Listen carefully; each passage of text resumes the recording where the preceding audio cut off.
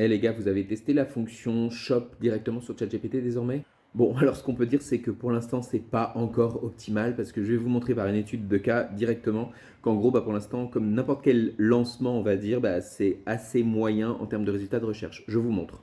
Donc vous voyez ici, en fait, je lui donne une photo et il me donne des résultats de recherche, c'est-à-dire il a regardé la photo et il me propose des résultats qui ne me conviennent pas. Alors je lui dis quand même que c'est un pantalon cargo sur la photo et les liens qu'il me donne ne me semblent pas forcément bons. Alors je regarde, je vous montre, en fait en cliquant sur Amazon, en clic droit ici, vous voyez le clic ne fonctionne pas.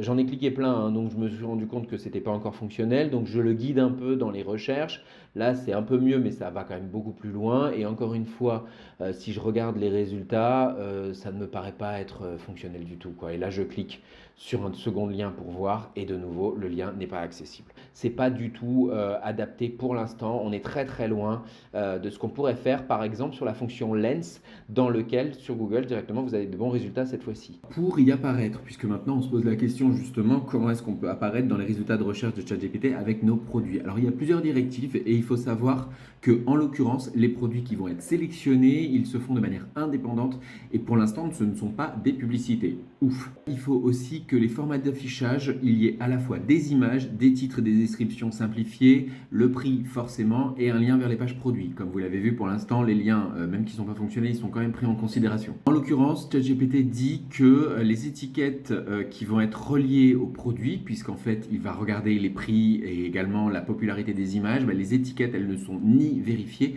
ni garanties et elles peuvent donc ne pas refléter du tout les données disponibles. Certains produits peuvent inclure des notes par étoile, par exemple, et nombre d'avis provenant également de sources tierces. Les notes, de nouveau, elles ne sont pas vérifiées par OpenAI et peuvent ne pas correspondre justement au site d'un seul détaillant. Comment être sélectionné? OpenAI, il répond comment. Les données, tout simplement, des commerçants vont provenir des fournisseurs tiers.